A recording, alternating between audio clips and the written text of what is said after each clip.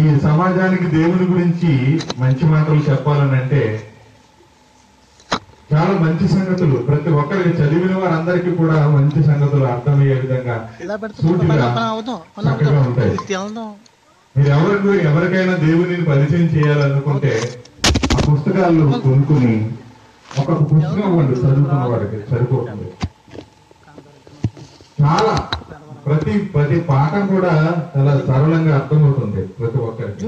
అందుకని ఈ సభ అయిన తర్వాత మీరు చూసి ఒక పుస్తకమైనా సరే తీసుకొని మరి మీరు చదువుకొని అలాగే ఇతరులకి దేవుడిని ఎరగిన వారికి ఇవ్వండి. సృష్టికర్తని నిజదేవుడిని పరిచయం చేసిన వారు అవుతారు, వాళ్ళ ఆత్మను రక్షించిన వాళ్ళు అవుతారు. మంచిది.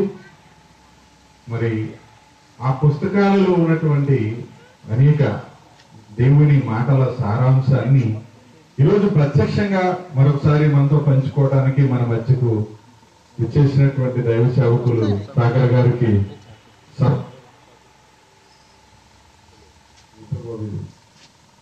స్వాగతం పలుకుతూ మరి రక్షణలో ఎదగాలంటే ఏం చేయాలి అనే అద్భుతమైన దైవ సందేశాన్ని ఇవ్వవలసిందిగా దైవజనులు సాగర్ గారికి ఈ సమయాన్ని అప్పగిస్తున్నారు.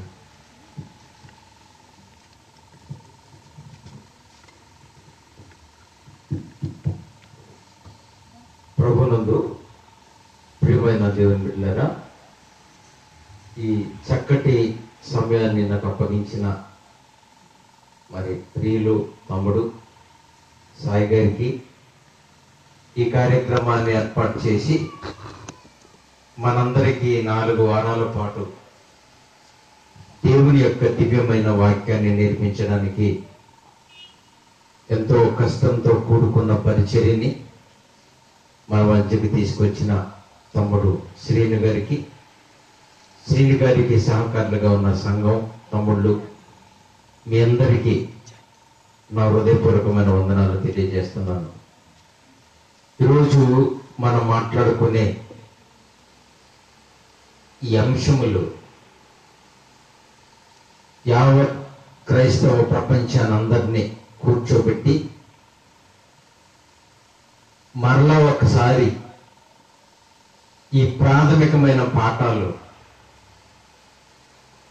మొదటి దగ్గర నుంచి మరలా మనం నేర్చుకుంటే మంచిదేమో అని బైబిల్ పరిశీలించి చదువుతున్నప్పుడు మాకు అనిపిస్తూ ఉంటుంది. చాలా మంది దేవుణ్ణి తెలుసుకుని బాప్తిసం తీసుకున్నారు, కొద్దిగా భక్తి జీవితాన్ని కలిగి దేవుని విషయంలో సరిపెట్టుకునే మనస్తత్వాన్ని తెచ్చుకొని మట్టిలో కలిసిపోయిన వాళ్ళు లక్షల కొలది ఉన్నారు. దేవునిలోకి అడుగు పెట్టడం అనేది ఎంత గొప్ప సంగతో, క్రీస్తులోనికి వచ్చిన తర్వాత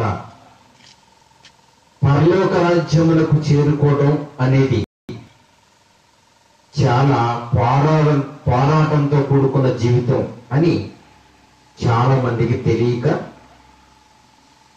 ఉన్న చిన్నపాటి భక్తి జీవితంతో సరిపెట్టుకుని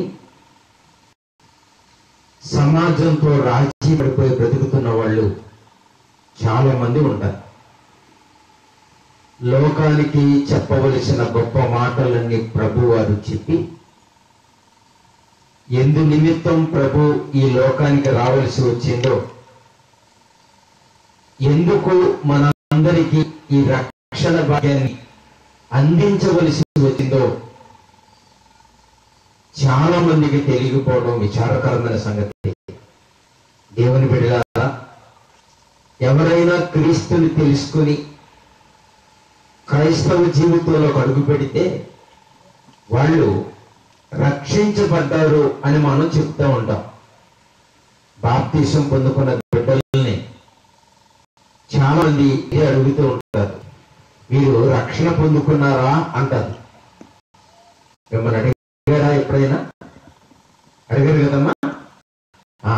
రక్షణ పొందుకున్నారండి మీరు అంటూ ఉంటారు. మిమ్మల్ని మాట అడుగుతాను, రక్షణ అంటే ఏదో నీటిలో మునిగి ఒడ్డు మీదకి వచ్చి వెళ్ళిపోవడం కాదు. వింటున్నారా? రక్షణ అంటే, రక్షించబడ్డారా అంటే మన భాషలో ఏంటంటే బాప్తిసం తీసుకోవాలండి. చెప్పండి, రక్షించండి రక్షించండి అని ఎవరు అరుస్తారు? ఏమా ఎవరు అరుస్తారు? ప్రమాదంలో ఉన్నవాళ్ళు, చెరువులో మునిగిపోతున్న వాళ్ళు, ఏదైనా మనం కూడా రక్షించబడ్డాం కదా. మనం ఏ ప్రమాదంలో ఉన్నాం? రక్షణ ఏం ప్రమాదంలో ఉన్నాం తెలుసా మీకు? ఆయన ప్రాణాన్ని మన కొరకు పణంగా పెట్టి ఉండకపోతే మనం నరకలోకానికి వెళ్ళిపోయేవాళ్ళు. రక్షించబడమండి అంటే కాలంలో నుంచి ఒడ్డు మీద కాదు, నరకంలో బయటికి. అర్థమైందా? ఎక్కడి నుంచి రక్షించబడ్డామండి? నరకలోకానికి వెళ్ళిపోవలసిన మనల్ని ప్రభు వారు బయటికి తీసుకొచ్చారు. ఇది చాలా మందికి ఇప్పుడు అర్థం కాదు. ఎందుకంటే ఎవరి కుటుంబాలను పోషించుకుంటున్నారు, ఎవరి పనిపాట్లు వాళ్ళు చేసుకుంటున్నారు, ఎవరి బిడ్డలు వాళ్ళు చదివించుకుంటున్నారు. కనుక ఇప్పుడు దేవుడి గురించి ఎంత చెప్పిన సమాజానికి అర్థం కాదు. కానీ ఒకప్పుడు ఈ లోకాన్ని వదిలిపెట్టి వెళ్ళిపోతారు. అప్పుడు మన దేవుడు వినడు. ఇప్పుడు దేవుడు చెప్తే మానేమో. ఇప్పుడు కూడా జీవితం ఇలాగే మూడు కాయలు సాగిపోతున్నారు చాలా మంది. చాలా మంది అనుకోకండి, దేవుని బిడ్డలారా, ఆయన మన కొరకు భూమి మీదకు వచ్చి ప్రాణం పెట్టిన మహాత్ముడు. మనుషుల నుంచి ఏది ఆశించకుండా మన కొరకు సర్వదా తన జీవితాన్ని దారపోసిన మహాత్ముడు ఒక విషయం వెళ్ళిపోయేటప్పుడు ఒక మాట చెప్పి వెళ్ళిపోయారు. అదే మార్కు గారు రాసిన సువార్త 16వ అధ్యాయం. మార్కు గారు రాసిన సువార్తలో 16వ అధ్యాయము 16వ వచనం, నమ్మి బాప్తిస్మము పొందువాడు రక్షించబడును. ఎక్కడి నుంచి? నరకానికి వెళ్ళకుండా. నరకంలో నుంచి నరకానికి వెళ్ళకుండా మనల్ని మనం కాపాడుకోలేము. మనం అనుకోవచ్చు, కన్ను మూస్తే నేను స్వర్గానికి వెళ్ళిపోతాను, కన్ను మూస్తే నేను పరలోకానికి చేరిపోతాను. వానికి శిక్ష విధించడం జీవకాల శిక్ష కాదు. ఆ శిక్ష 5 సంవత్సరాలు జైలు శిక్ష కాదు, కోట్ల సంవత్సరాలు నరకపు శిక్ష. అందులోనికి వెళ్ళటమే తప్ప బయటికి రావడం అనేది ఉండదు. ఇవన్నీ తెలిసిన దేవుడు చెప్పిన మాటలు విన్నవాళ్ళు రక్షించబడతారు. మర్చిపోకండి. కుటుంబము, సంసారము, పిల్లలు, ఆశలు ఇవన్నీ రక్షించబడతాయని చెప్పిన కార్యక్రమాలు చేయకుండా మన సంఘానికి రక్షించబడడం అనేది నిజమే. బాప్తిసం పొందితే మనకి ఏమొచ్చినట్టు? రక్షణ వచ్చినట్టు. మర్చిపోకండి, బాప్తిసం పొందితే మనకు రక్షణ వచ్చి కదా. మరి ఈ రక్షణలో మనం బ్రతుకున్నంత వరకు భూమి మీద దీన్ని కాపాడుకోవాలా వద్దా? కాపాడుకోవాలి. రక్షణ ఏం చేయాలమ్మా? కాపాడుకోవాలి. ఎలా కాపాడుకోవాలి అంటే దేవుడిచ్చిన ఈ జీవితంలో అంచెలంచెలుగా ఎదగాలి. ఏమండి? ఫాస్ట్ ఫుడ్, నూడిల్స్ కావాలని, ఫ్రైడ్ రైస్ కావాలని, అమ్మ పెరుగన్న పెడితే చొరణ పెడితే చేతి గంటేస్తున్నారు. చూసారా? కాలం మారిపోయి చిన్న పిల్లలకి మన చిన్నతనంలో తినిపించిన అన్నం తినిపిస్తే ఇస్తే కుదరదు. చారు పోసి చక్కగా పిసి షాపు తెలుసా మీకు? ఒకటే మందు షాపు, మందుల షాపు చేసుకుంటున్నారు. దేవుడు ఎందుకు మందు ముట్టలు భారీ అనాథలైపో, అందుకే వరకు సంపాదిస్తారు, అరగంటలో అవగొట్టేస్తారు. ఆలోచించండి. దేవుని లేదు, తెలుసుకోవడం, ఏదో ఒక మూల గుల్లటం. పండగ చేసిన తర్వాత దేవుడు దేవుడికి వెళ్ళేవాడు, మన పండగ చేశాను కదా, దేవుడు తింటున్నాడా, పడుకుంటున్నాడా, ఉన్నా మళ్ళా సంవత్సరం చేస్తారు.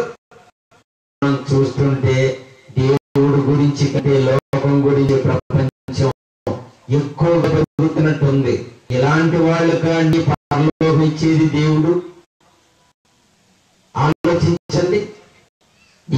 చాలా పాలు, ఏ పాలు కావాలి పిల్లలకి చెప్పండి? తల్లి పాలు. Very good. ఏ తల్లి పాలు కాకపోతే ఇంక పాలు ఇవ్వకూడదా?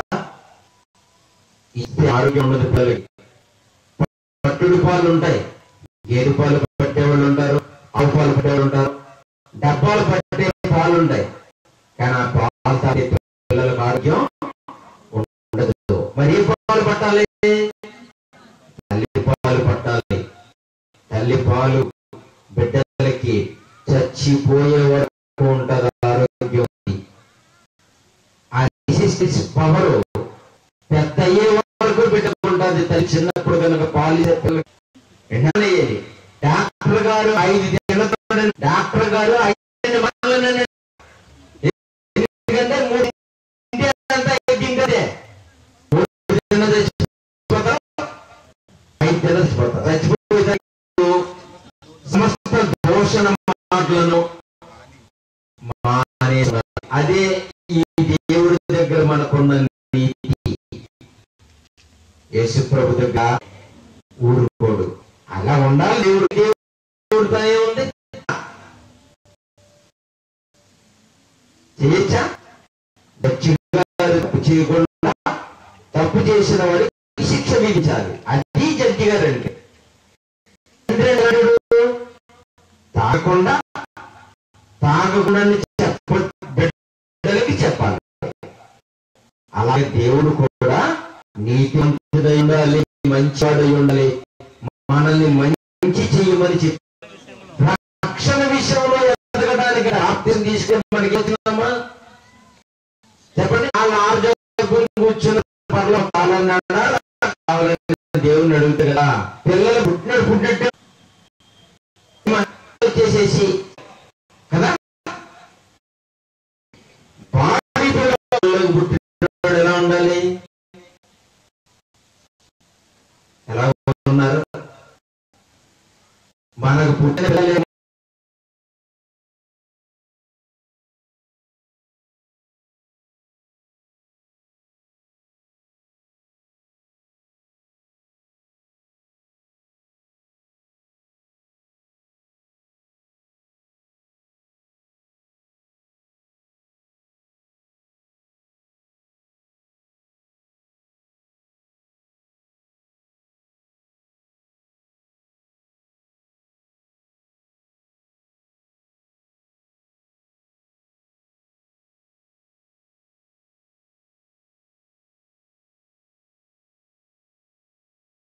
చూసుకుంటారు. హైట్ వెయిట్ చూసుకొని మనం ఏం చేయాలి? రక్షణ పొందిన వాళ్ళు ఏం చేయాలి? ఎదగాలి. అది తెలియక మాట్లాడకుండా ఎవరు మాట్లాడుతున్నారు? బాగా వినాలి. ఏమా చక్కగా వినాలి. చాలా మంది రక్షణలో ఎదగడానికి, రక్షణలో పెరగాలంటే క్రైస్తవ బిడ్డలు, బాప్తిసం పొందుకున్న క్రైస్తవ బిడ్డలు ఏ వాక్యం వినాలి? నిర్మలమైన పాల లాంటి వాక్యం వినాలి.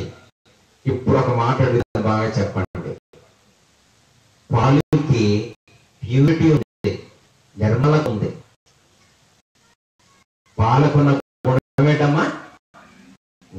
నిర్మల.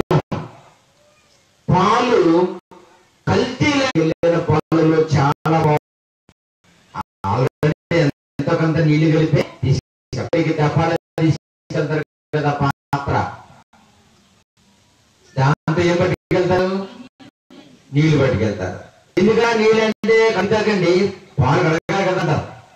కానీ ఉంటాయి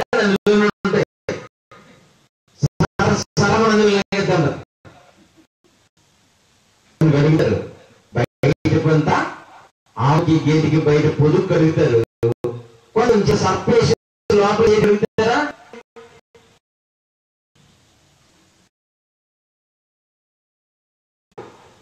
మనిషి పాలు తీసుకుని ఉందా మీకు?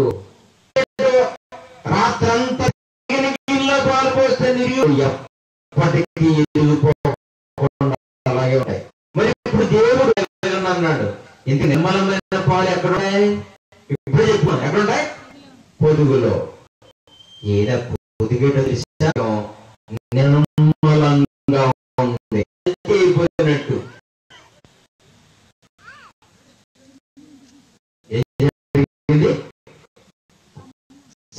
సంఘానికి మారిపోయినాయి, సమస్యకే మారిపోయినాయి.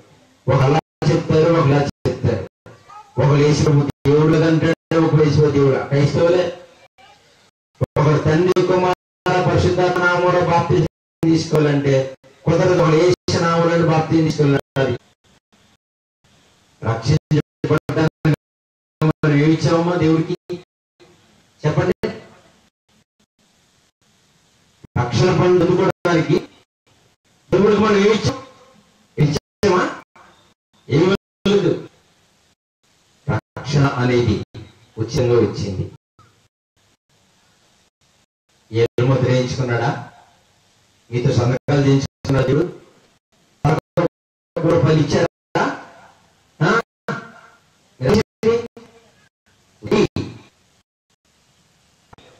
రెండు పూట కడుపు అన్నం 100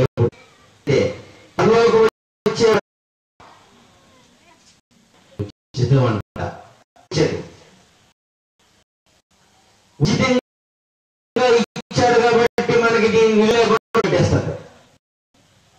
ఉచితంగా ఏమి ఎదరికెళ్ళి కొనేసుకుంటాం, మనం పెట్టేసుకుంటాం. అదే పనులకి వెళ్ళి 100 రూపాయలు తెచ్చుకోనివ్వండి, జేబులో నుంచి బయటికి చూడండి, పోతే ఆడిపోతాడని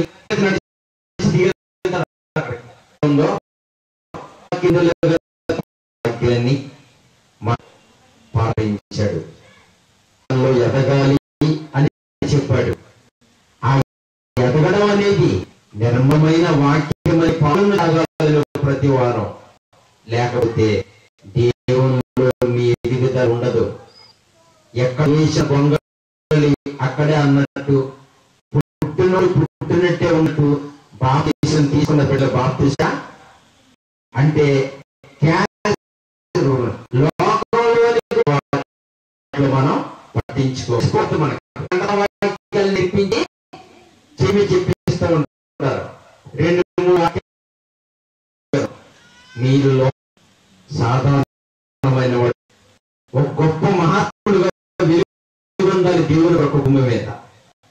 స్త్రీలైన పురుషులైన దేవుడు మెచ్చుకునేటంత గొప్పగా బ్రతకాలి భూమి మీద. మనం ఆలోచించండి. భూమి మీదకి ఎందుకు వచ్చాడు తెలుసా? యోహాను సువార్త 16వ అధ్యాయం. ప్రతి మార్గంలో నీతి మార్గంలో పిచ్చి పోషించడానికి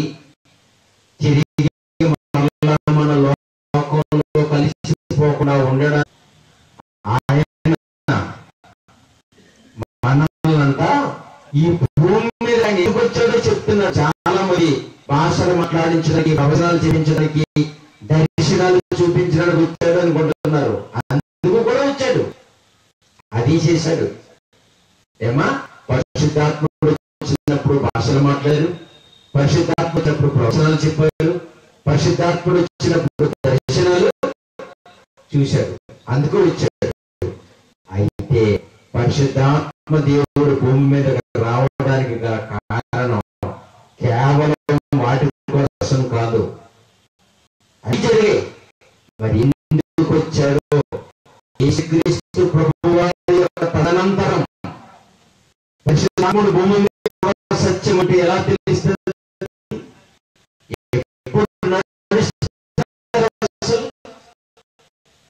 చూశారా? రక్షణలో ఎదిగించడానికి వచ్చాడు, రక్షణలో స్థానానికి తీసుకెళ్ళాడు. మనం పొందుకున్న రక్షణ ప్రార్థనా జీవితంలో ఎదగాలి, ఏమా మంచి ప్రార్థన చేసేవారిగా ఉండాలి, చేస్తూ ఉండాలి. మంచిదే, కల్మషం ఎవరికైనా పోతే ఖర్చు లేదని చేపలిపోతున్నాడు. ఇంట్లో బీరువాలను జేబులను పదలను డబ్బులు పోతే ప్రార్థన చేయడం ఇక ప్రార్థన నువ్వు తగ్గాలి. 24 గంటలు ఖాళీ దొరికితే సీరియల్ చూశాడు, ఎదగమంటే ఇది ఏమి ఎందులో ఎరిగింది? ఏంటంటే చిన్న మళ్ళీ లోకంలో అంటారనుకుంటున్నారు, చిన్న గొర్రె పిల్లలు చెవులు మీరు ఎవరండి? గొర్రె పిల్లలు బాగా ఉంటాయి, దేవుడు వినడానికి బాగు. సహవాసంలో మీరు ఏం మాట్లాడుకుంటున్నారు,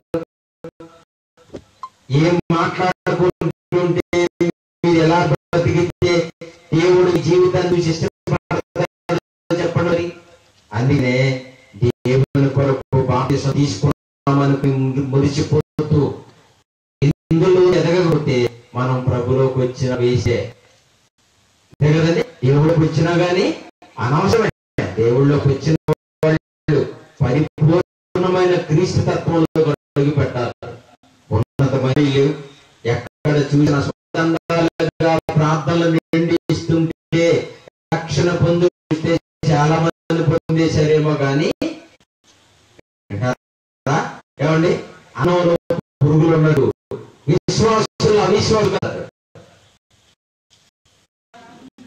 కొద్దిమందే. ఇది దేవుని లిస్ట్. మా చర్చలో 100 మంది ఉన్నారండి అని ఒకడు, మా చర్చలో 1,00,000 మంది ఆరాధిస్తారని ఒకడు తెగ చెప్పుకుంటున్నారు. చేయడం ఏంటి? అది గలమా లేదో ఆలోచించాలి. రక్షణ పొందారు కొద్దిమంది ఇరుకు. ఏమనుకో వచ్చాం మనం ఊళ్ళోకి, ఏం చెప్పలేదు వచ్చాం. ఇరుకు మగం లేదు కానీ మంచి ఒప్పుకొని వచ్చినట్టు వచ్చాం కదా, ఒప్పుకుని పెళ్లి చేశాం. ఒప్పుకొని వచ్చిన తర్వాత ఇదేంటి ఇల్లు లేదు వాద్యం లేదా, పెళ్లి ముందు చెప్పారు కదా ఏం లేదని. అలాగా ఒప్పుకొని క్రీస్తులోకి వచ్చాము. ఇది ఇరుకు మార్గం, పారాడు పరలోకం వెళ్ళలే. స్వర్గానికి వెళ్ళడం అంటే మాట కాదు, మాట తీసుకున్నారు. వీటి మీద కాదు, దేవుని వాళ్ళతో పోరాడం. ఏమి చేయకుండా కూర్చున్నామా? దేవుని వాక్యం పని చెప్పింది, మంచి వాడి దగ్గర ఉండాలి.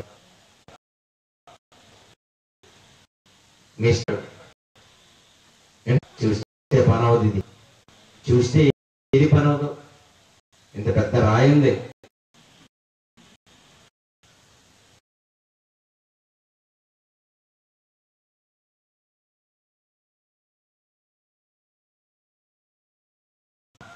కొండలో పెట్టి మూతేసి ఎదురుగొట్టట్టు కూర్చోడు. అందుకే చేపడుతున్నాం అన్నిటి దగ్గర ఎలా ఎక్కడికి వచ్చి చూసే బంధాలు బాంధవ్యాలు పతులు సిద్ధాంతం బయటికి రావు. యేసుప్రభు అమాయకుడు అనుకున్నారా? లోకంలో ఎందుకు కూరుకుపోలేదు? ఎందుకు రాజకీయాలకు వెళ్ళలేదు? ఎందుకు బంధుత్వాలలో బందీగా ఉండలేదు? ఎందుకు ఆస్తిపాస్తులు కావాలని ఎందుకు కొట్టు